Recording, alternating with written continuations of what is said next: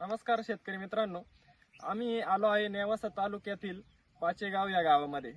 तर इथले प्रगतशील शेतकरी युवराज शिंदे यांच्या कांद्याच्या प्लॉट मध्ये इथं आलेलो आहे.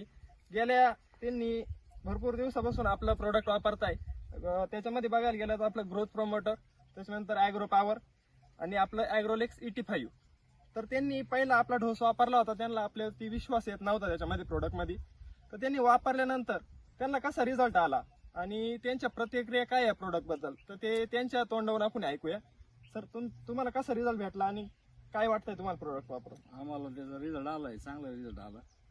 त्याचे आमचे समोरच आमचे म्हणजे त्याचे नाळ वाढले, इतके नाळ काही जाड होत नाही. बरं, त्यांचं म्हणणं असं आहे का कधी रासायनिक मध्ये याचे नाळ कधी जाड होत नाही, हा. तेवढे आपल्या ह्या औषधांनी झालेले आहे. अजून काय फायदा मिळाला सर? नाळ जाड होऊन त्याची साईज 2.25 महिन्याची